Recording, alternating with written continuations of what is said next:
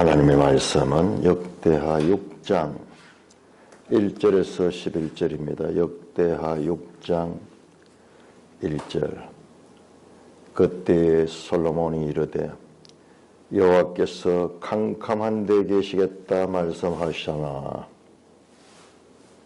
내가 주를 위하여 거하실 성전을 건축하였사오니 주께서 영원히 계실 처소로소이다 하고 얼굴을 돌려 이스라엘 온 회중을 위하여 축복하니 그때는 이스라엘 온 회중이 서 있더라.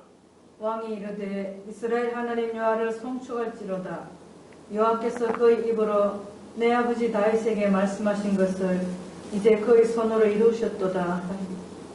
이르시기를 내가 내 백성을 애굽 땅에서 인도하여 낸 날부터 내 이름을 둘 만한 집을 건축하기 위하여 이스라엘 모든 지파 가운데서 아무 성읍도 택하지 않았으며 내 백성 이스라엘의 주권자가 될 사람을 아무도 택하지 아니하였더니 예루살렘을 택하여 내 이름을 거기 두고 또 다윗을 택하여 내 백성 이스라엘을 다스리게 하였노라 하신지라. 내 아버지 다윗이 이스라엘의 하나님 여호와의 이름을 위하여 성전을 건축할 마음이 있었더니 여호와께서 내 아버지 다윗에게 이르시되 내가 내 이름을 위하여 성전을 건축할 마음이 있으니 이 마음이 내게 있는 것이 좋도다. 그러나 너는 그 성전을 건축하지 못할 것이요 네 허리에서 나온 네 아들 그가 내 이름을 위하여 성전을 건축하리라 하시더니 이제 여호와께서 말씀하신 대로 이루셨도다.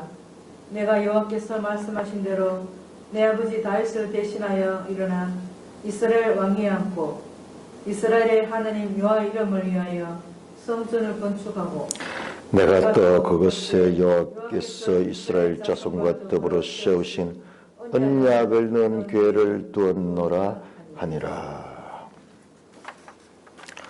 오 아버지 하나님, 우리는 깨닫는 것이 둔하고 듣는 것이 둔합니다. 진리의 영이신 성령께서 우리를 지도해 주셔서 인간이 알아들을 수 있는 언어로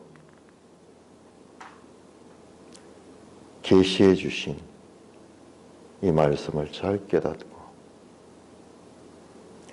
계시의 주권자이신 그 하나님을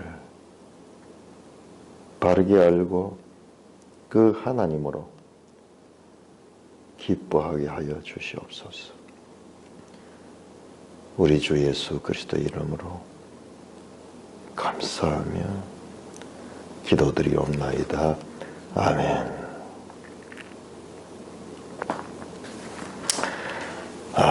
자, 우리가 읽는 것이 둔하고 깨닫는 것이 둔합니다. 지금 이 장면들이 얼마나 장엄한 장면인지 몰라요. 이 구약 성경에 나오는 지금 이 한 단계 한 단계 펼쳐지는 이와 같은 장면들이 얼마나 중요하고 그리고 영광스러운 장면들인지 알 수 없어요. 이 땅의 인생으로서 알 수 없는 그 하늘에 속한 진리를 알게 되는 시간들이에요. 그런데 우리가 이런 걸 읽으면은 이 속에 깊이 들어가야 돼요. 한 말씀 한 말씀 속에.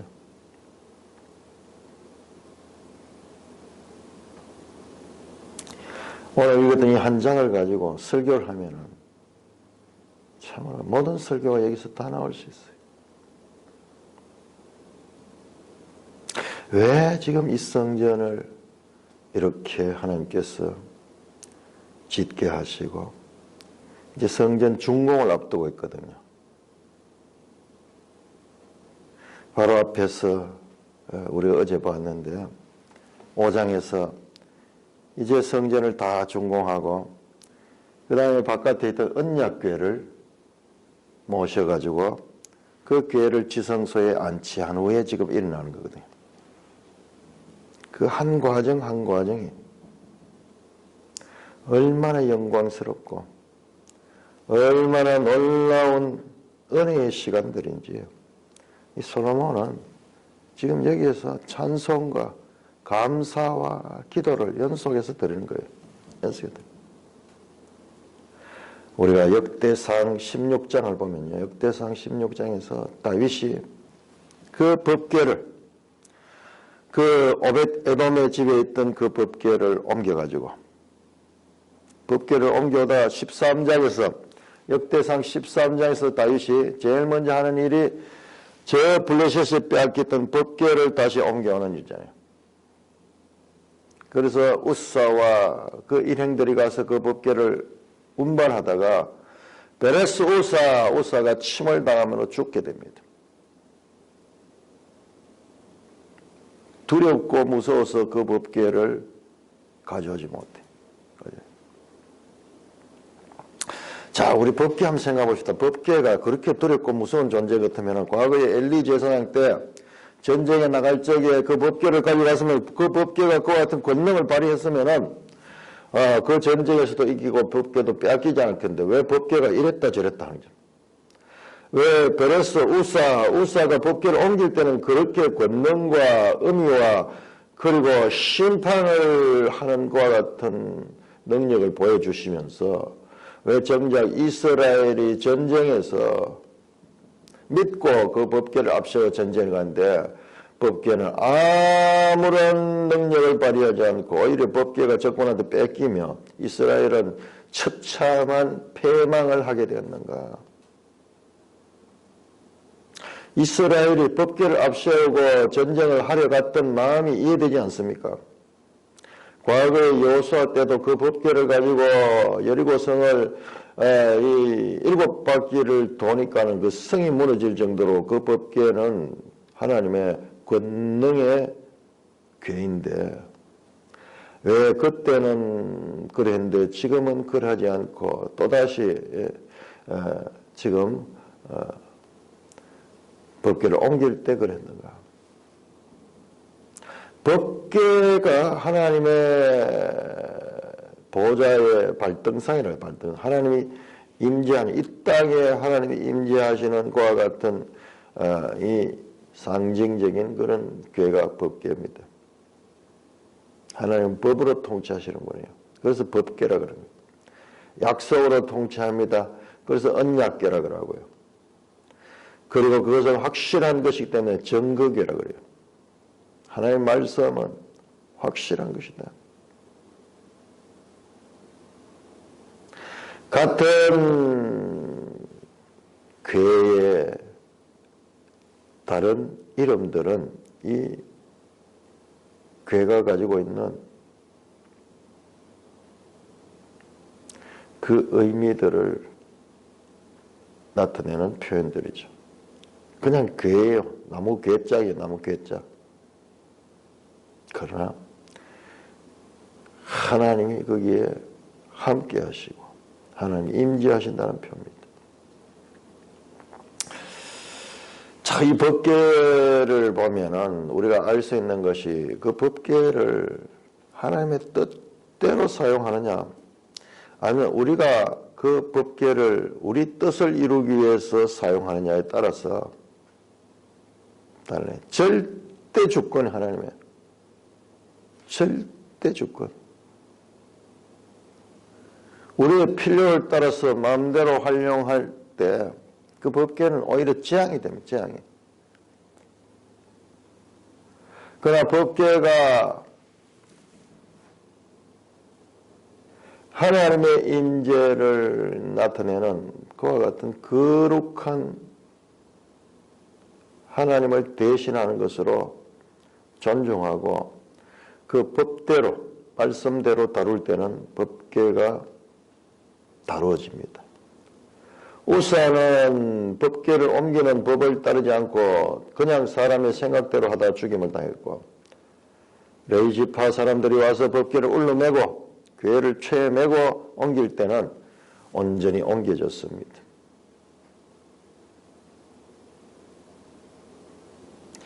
보이지 않는 하나님을 이 땅에 보이는 궤 속에 상징적으로 드러내는데, 그걸 통해서 하나님이 누구신가를 우리에게 알려주시고 있습니다.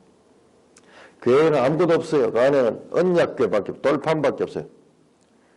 야, 우리가 그 출애굽기나 그리고 저 민수기를 보면 그 궤 속에다가 만나와 그리고 아론의 상난 지팡이, 기적적인 것과 같은 것들이 있었는데 그게 없어요. 지금은 오직 돌판밖에 없어요. 언약을 는 두 돌판밖에 없다고 성경이 5장에서 강조했습니다. 5장 10절에 궤 안에는 두 돌판 외에 아무것도 없다. 10계명이 있는 돌판밖에 없는 거예요. 10계명은 하나님 말씀이 하나님 말씀.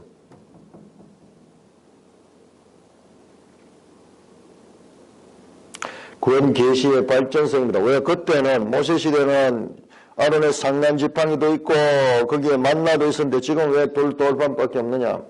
우리 이걸 생각해야 돼요. 고정되어 있지 않습니다. 발전적으로 변화합니다. 발전적으로 변합니다. 그 모든 아론의 상난 지팡이와 이런 만나는 하나님의 기적을 나타내는 하나님의 능력, 하나님의 권능.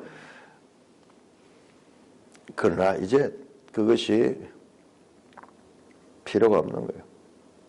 그러니까는 오직 말씀만 따라야 될 것입니다.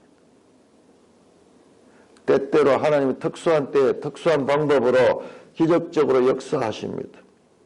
그러나 그것은 하나님의 보편적인 거죠. 특수한 것이고, 그 특수한 것은 지금 사라지고 보편적인 두 돌판만 그 속에 남아있었던 것입니다. 우리 어제 봤지만은 그 법궤를 이 성소, 이 성전 그 지성소 안에다 안치하니까는 하나님의 영광이 거기에 가시적으로 구름으로 빽빽하게 임했어요. 보이지 않을 정도로 임했습니다. 하나님이 그 가운데 임했다는 것을 나타내는 그와 같은 영광, 하나님의 영광의 임재를 가시적으로 보여주는 것입니다. 가시적으로 보여주는.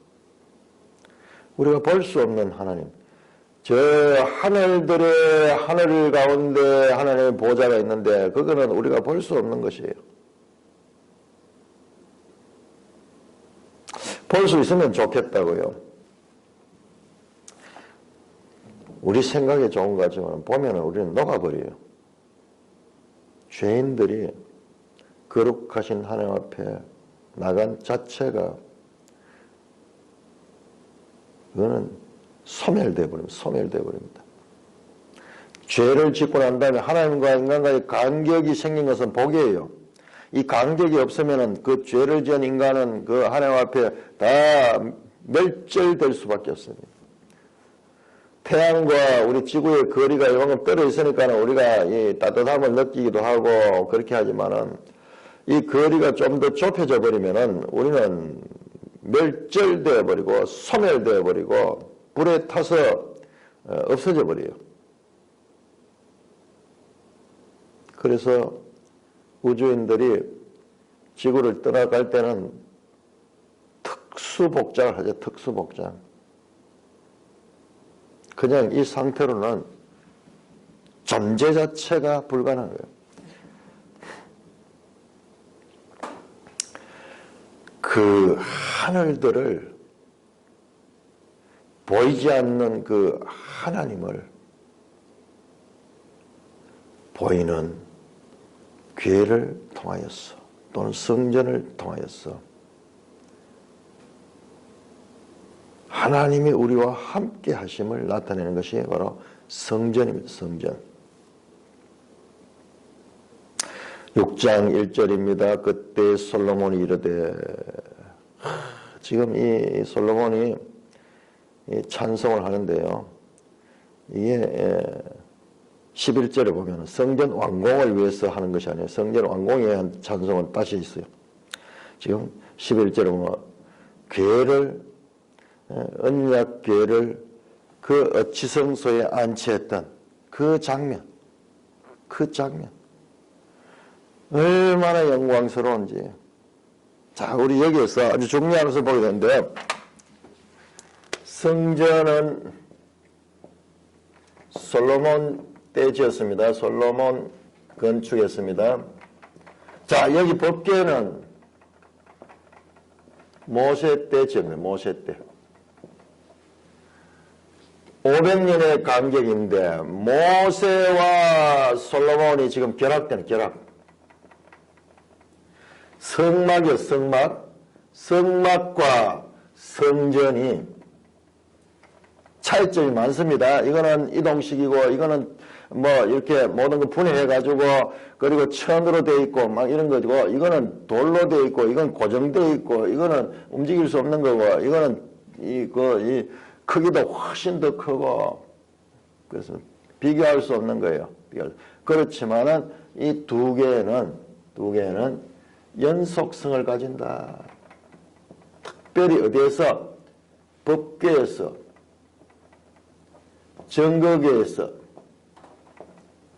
또는 언약궤라고 하죠. 다 같은 이야기입니다. 연속성을 가진다. 가장 중요한 이것은 하나님의 발등상이죠. 하나님의 이 보좌로서의 연속성을 가진다는 것을 알 수 있습니다. 그러니 성경 이야기는 이와 같은 연속성의 이야기예요. 연속성. 이 단계에서 이 단계로 연결되는 성경 이야기는 지금 잘라서 이렇게 보고 이것을 성경이다, 이걸 잘라서 이렇게 봐서 되는 게 아니에요. 성경은 구조 자체가 이렇게 보도록되어 있어요. 저 창세기부터 마지막 계시록까지 연결되는 이 동적인 흐름. 그래서 성경을 볼 때 반드시 봐야 되는 구원, 계시, 이게 하나님의 말씀이죠. 말씀. 구원, 계시, 말씀은 하나님의 계시입니다. 사람들 이야기도 많은데 그것조차도 하나님의 계시예요. 하나님이 사용하신 계시들입니다. 구원 계시가 어떻게? 발전성이다. 발전성. 더 나가보니까 이 모리아산에 제단이 나오잖아요. 제단. 모리아산의 제단부터 시작해서 연결되고, 이건 또 계속 더 연결됩니다. 지금 우리는 이 부분을 보고 있는 거고, 이 부분을 보면서 우리는 뭐 하냐? 이 앞부분도 보게 되고 이 뒷부분도 보게 되는 우리 신약 성도, 이거 신약에 나왔잖아요. 우리가 지금 고린도 후서를 보다가 다시 이제 돌아가는 거예요. 이렇게 돌아갔다가 다시 이렇게 나와서 보고 또 이렇게 가서 보고 또 이렇게 가서 보면서 이러면서 하나님의 말씀만 뜻이 깨달아지는 거예요. 많은 사람들이 성경을 읽으면서 여기는 이하고 저기는 저하고 여기는 이렇고 저기는 저고 모순을 발견해.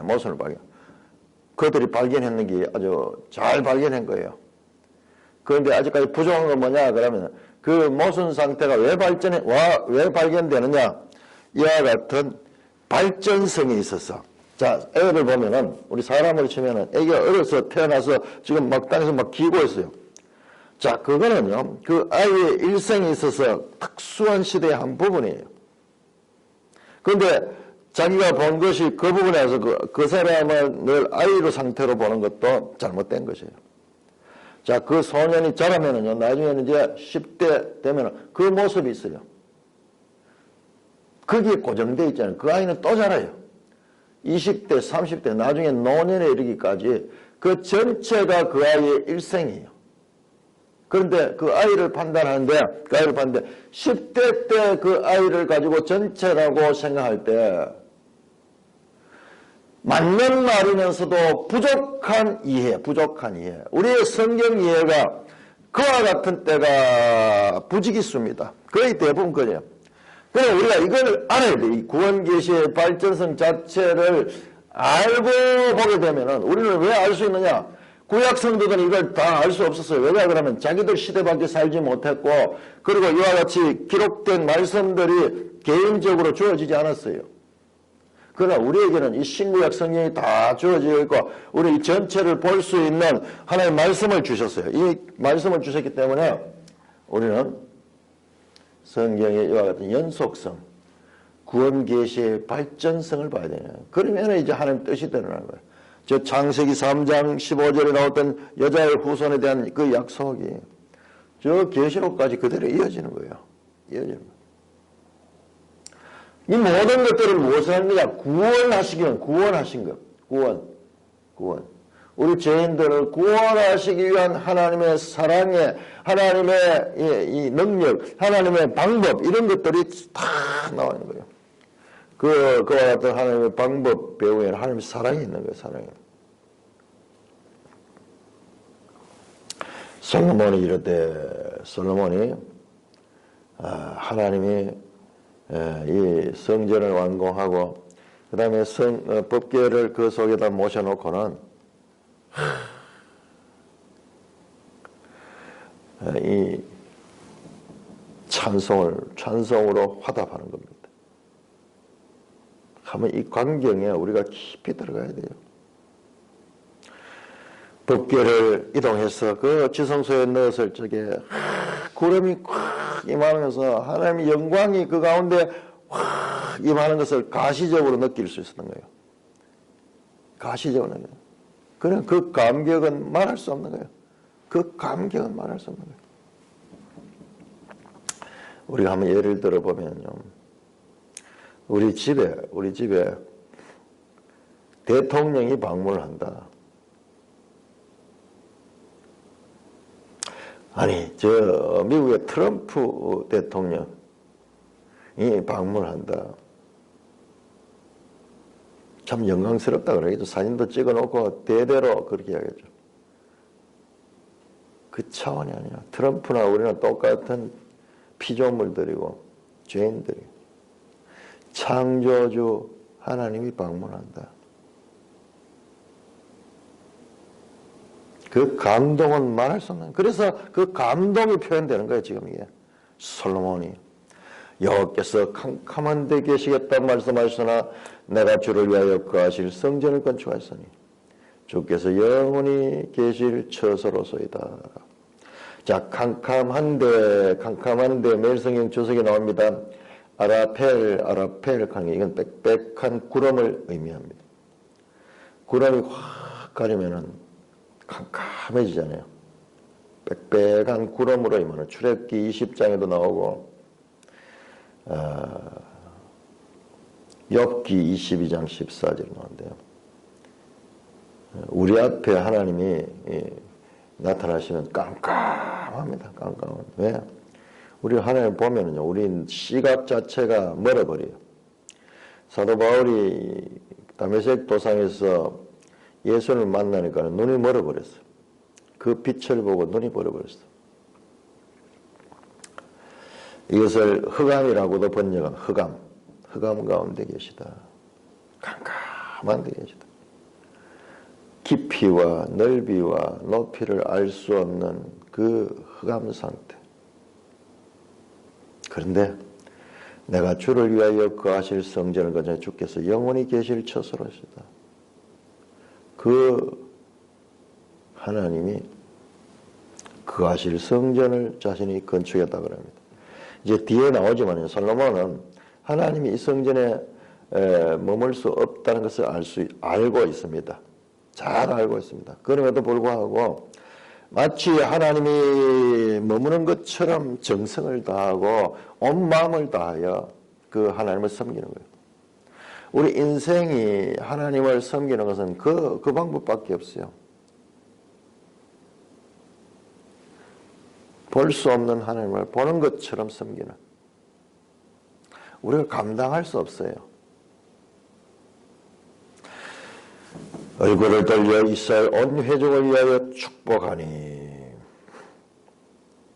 그때 이스라엘 온 회중이 서 있더라. 앞에서 이제 대표들을 다 못 왔잖아요. 다 못 오고 그런 다음에 이제 그 이스라엘 온 회중을 바라보면서 그 하나님을 찬송하며 4절 왕이 이르되 하나님을 찬송합니다. 이스라엘 하나님 여호와를 송축할지로다. 여호와께서 그의 입으로 내 아버지 다윗에게 말씀하신 것을 이제 그의 손으로 이루셨도다. 자, 사람이 지었지만은 그의 손으로 이루셨다고 말씀하고 있습니다. 하나님이 다윗에게 말씀하신 것을 이제 그의 손으로 이루다. 하나님이 이루셨다는 겁니다. 이것도 마찬가지죠. 사람의 손으로 하지만은 하나님이 하게 하신 것입니다. 그래서 하나님의 행동, 하나님의 말씀 이르시기를 과거에 하신 말씀을 인용합니다. 내가 내 백성을 애굽 땅에서 인도해 낸 날부터 내 이름을 둘 만한 집을 건축하여 이스라엘 모든 지파 가운데 아무 성읍도 택하지 않았다. 자, 출애굽할 적에 성막을 가지고 출애굽해서 성막을 지었잖아요. 그 성막은 고정된 것이 아니죠. 고정된 것이 아니고 이동식이죠. 그래서 성막을 한 장소에 두라고 한 적이 없습니다. 그런데 예루살렘을 택하여 그 이름을 내 이름을 두고 다윗을 택하여 내 백성 이스라엘을 다스리게 한지라. 자, 중요합니다. 예루살렘과 다윗, 예루살렘과 다윗.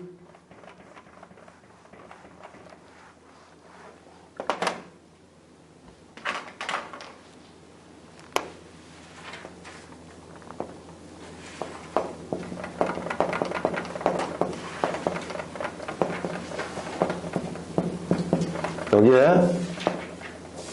사무엘 하 7장에 다윗 언약이라고 우리가 말하는 내용입니다. 하나님께서 사무엘 하 7장에서 다윗이 하나님의 전을 짓고자 할 때 하나님께서 네 뜻은 좋지만은 오히려 네가 내 집을 짓는 것이 내가 너의 집을 지어주겠다 말합니다. 아주 그 말씀이 엄청난 내용이 있어요. 다윗이 하나님을 위하여 집을 짓겠다는 다윗에게 하나님이 다윗을 위하여 집을 지어주겠다고 말씀합니다. 그리고 후손을 통해서 건축하도록 합니다. 다윗의 그 마음을 보고 하나님은 다윗의 왕위를 다윗 왕조를 견고히 해주겠다고 말씀합니다. 약속하십니다. 그리고 다윗이 예루살렘을 수도로 삼았죠. 이 예루살렘을 정해서 여기에 성전을 짓도록 합니다. 여기에다 성전을 짓도록 합니다. 처음으로 이제 장소가 고정이 됩니다. 자, 이 이야기가 왜 중요한가? 예루살렘이 대단해서 그렇게 중요한가? 지금도 예루살렘을 그렇게 중요하게 보는 사람들이 많은데, 자, 이거는 뭘 모르기 때문에 앞에서 말했던 구원 계시의 발전성을 모르기 때문인 거예요. 이 예루살렘이 중요한 것은요, 궁극적으로 이것은 어디로 가냐고 하면 새 예루살렘으로 가요. 새 예루살렘. 새 예루살렘은요, 예루살렘이 아닙니다. 예루살렘이 아니에요. 이거는 하나님의 나라가 이루어지는 곳이에요. 그런데 이것을 설명하기 위해서는 땅에 있는 구체적인 이 예루살렘이 필요한 거예요. 이거는 우리가 알 수가 없어요. 이것을 통해서 이것의 영광을 우리가 유추할 수 있을 따름이에요. 이거는 우리의 차원이 아니에요. 그런데 지금도 이 예루살렘을 지금 목표로 한 자들이 있어요. 구원 계시의 발전성을 모르기 때문에 그래요. 이 세대주의 이 신학자들도 그렇고요. 지금도 많은 분들이 정말 성경대로 예수를 믿는다는 분이 뭘 가냐? 지금 예루살렘의 회복을 강해. 예루살렘에 다시 성전이 다시 회복이 되고 거기에 하나님이 임재하시고 그래서 거기에 하나님의 뜻이 완성이 된다고. 그렇죠. 예루살렘 지금 생각해.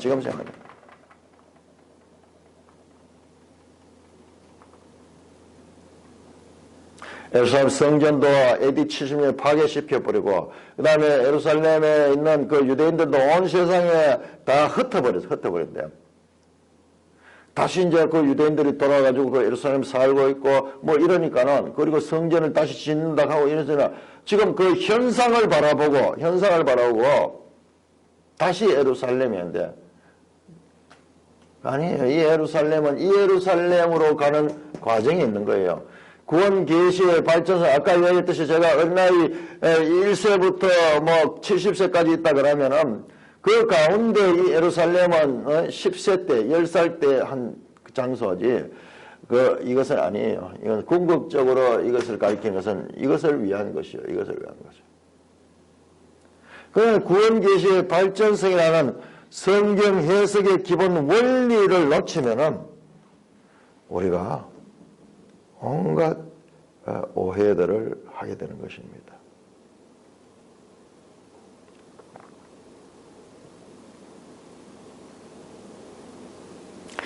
예루살렘과 다윗, 다윗은 이야기고요. 이 두 가지가 지금 솔로몬 성전과 밀접한 거예요. 다윗이 성전을 건축하고 너에게서 네 허리에서 날 후손이 진다. 후손. 자, 그러니까 솔로몬 성전 이 후손이 솔로몬 맞잖아요. 자, 이것도 마찬가지입니다. 다 솔로몬인 줄 알았어요. 틀린 거 아니에요. 이것도 궁극적으로는요. 어디 갔냐? 다윗의 후손 예수 그리스도.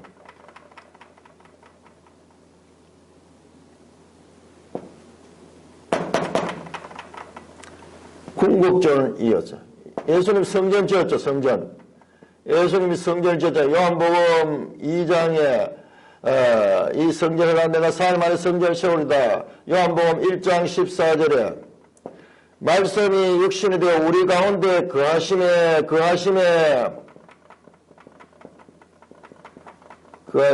이게 성전 태버나클 텐트를 치며 이 가운데 하나님의 성막이 임한 거예요. 하나님의 성전이 이 땅에 임한 거예요. 예수님 자체가 성전이에요. 야, 이 관계에서 우리가 참 상상할 수 없는 일이 나죠.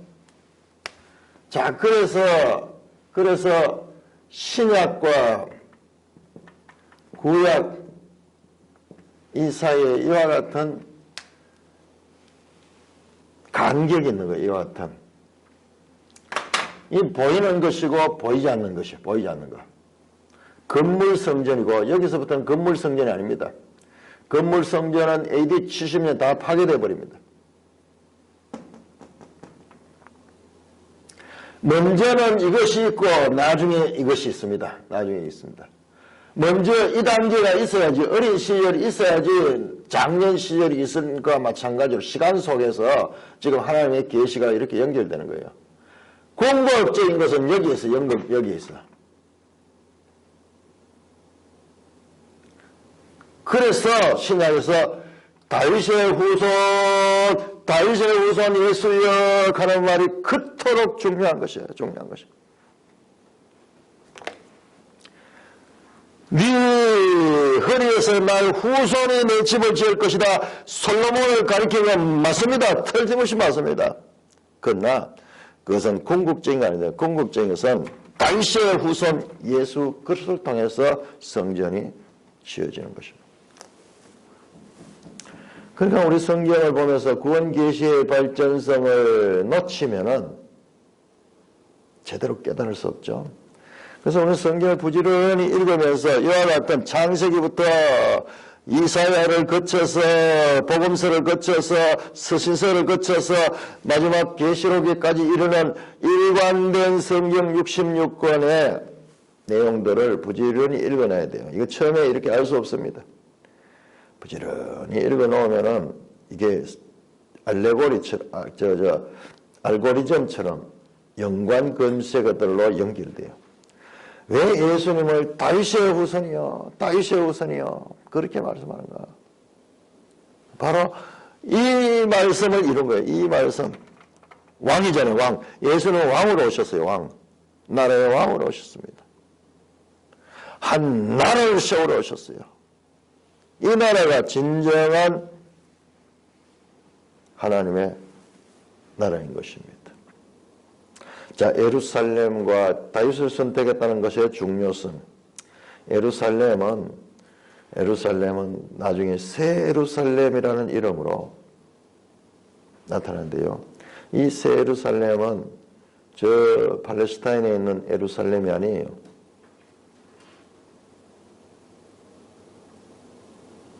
이 예루살렘은 팔레스타인에 있는 예루살렘과 비교할 수 없는 넓이와 그리고 영광과 이건 전부 보석으로 되어 있어요. 보석으로. 문은 진주로 되어 있고 기초석은 보석으로 되어 있어요. 모든 것은 금으로 입혀져 있어요. 지금 이 성소에 이 금박을 입히는 이유들이 지금 궁극적으로 그거를 지금 암시하는 거예요. 암시하는 거. 새 예루살렘 성에 들어가면요, 거기에 이 길이와 너비와 높이가 똑같아요. 소위 정육면체. 정육면체가 어디입니까? 성소 안에 지성소예요. 지성소가 정육면체. 너비와 높이와 길이가 똑같아요. 정방형으로.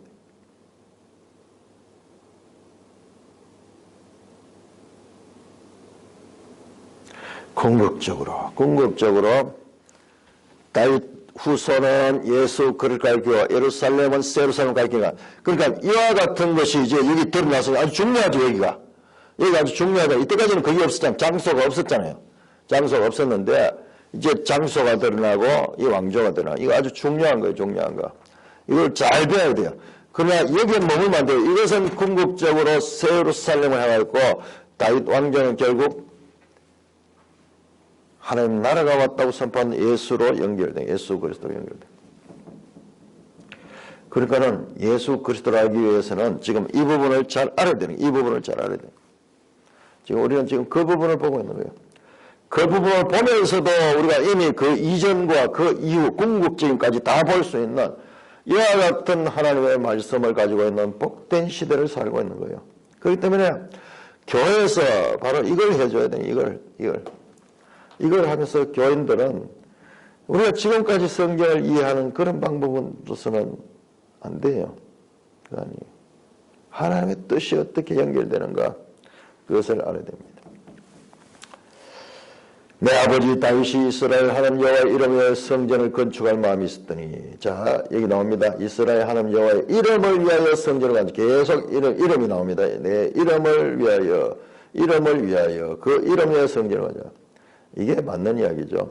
이름이라는 건 그 사람을 상징하는 거죠. 상징하는 거. 솔로몬 성전이 아무리 대단할지라도 성 베드로 성당 같이 저렇게 대단하다 그러나도 그 안에 하나님은 머물 수 없어요. 사람은 그 안에 가면 넓고 막 큰 것 같지만 그러나 하나님은 우주 전체가 하나님의 보좌예요. 우리 지금 현대 과학이 발견했는 이 우주의 이 세계가요. 상상을 못 하잖아요. 모르잖아요. 저 태양계 같은 것들이 수많은 태양계들이 있고 상상할 수 없는 그와 같은 우주 공간이 하나님의 그 처소인데 어떻게 하나님이 이 건물 안에 갇히겠어요? 그 하나님의 이름, 그 하나님을 기억하는, 그 하나님을 상징하는 그와 같은 것이 건물 성전이라는 것을 지금 말씀하고 있습니다. 다윗이 성전 건축하고 하나님께서 8절에 내가 내 이름을 위하여 성전 건축할 마음이 있어 네 마음이 있는 것이 좋다. 그것이 좋은 마음이다. 그렇지만 너는 성전을 건축하지 못한다. 이제 여호와께서 말씀하는데 이르시되 내가 여호와의 말씀하는데 내 아버지를 대신하여 일어나 왕이 앉고 네 후손이 한다. 그 솔로몬 맞죠? 이거 맞습니다. 틀린 거 아니에요. 틀린 거 아니에요. 이거 분명히 다윗의 후손을 통해서 성전을 건축한다. 그러나 이 성전은 궁극적이 아니에요. 이것은 결국 후손을 통해서 예수 그리스도가 되고, 이 솔로몬 성전이 아니고 바로 예수님의 성전, 예수님이 오셔. 하나님이 이 땅에 직접 거하시는 성전으로 오셔. 직접 성전. 그리고 이 성전은 점점점 확대되고 온 세상이 하나님의 성전이 되는 이 예루살렘 성이 그거예요. 예루살렘. 온 세상이 거룩한 곳이 되는 거예요. 거룩한. 그래서 계시록 보면 거짓말하는 자나 도둑질하는 자나 속이는 자나 우상 숭배하는 자나 그들은 그 안에 있지 못한다. 완전히 이곳이 거룩한 곳이에요. 완전히 거룩한. 죄가 없는 곳입니다. 그 이전에 마귀도, 이 예루살렘 성이 오기 전에 마귀도 처리가 되고 더 이상 모든 죄가 없는 그와 같은 온전한 에덴 같은, 범죄하기 전에 온전한 에덴 같은 상태고, 그 다음에 그 에덴 상태에 거기에 사람, 아담은 범죄했지만 그러나 사람들도 범죄하지 않는 하나님의 의를 입은 자들이 살아가는 그 나라가 이루어지는 거예요. 이루어지는.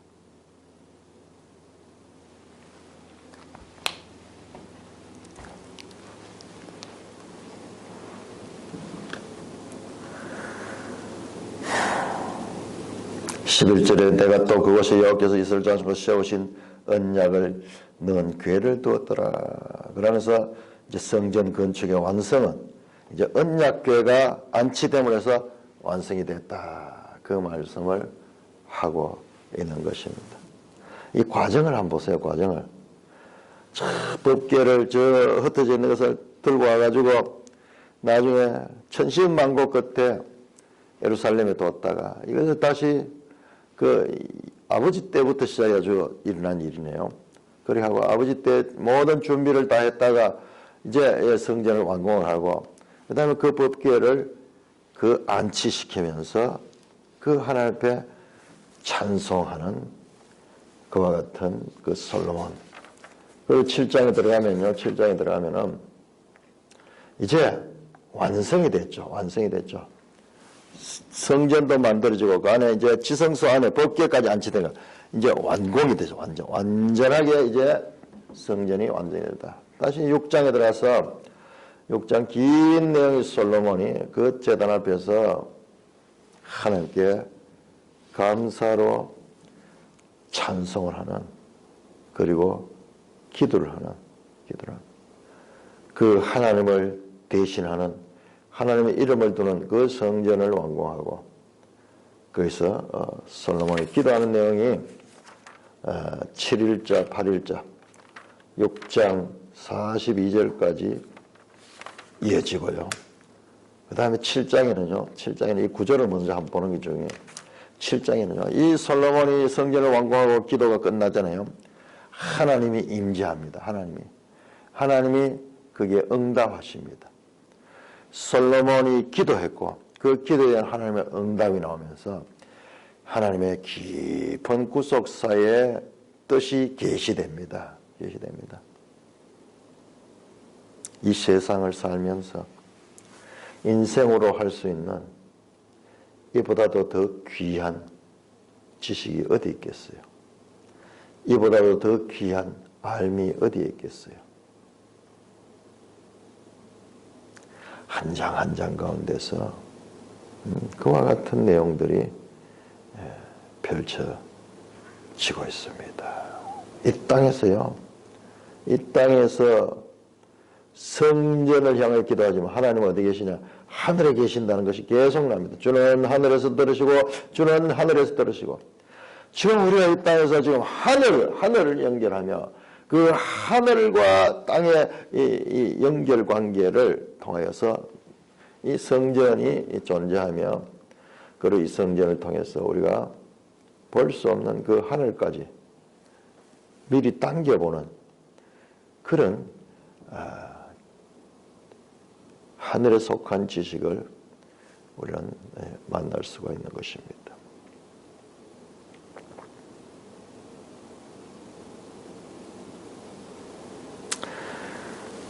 6장 12절부터는 우리 다음 시간에 살펴보도록 하겠습니다. 찬송가 204장입니다.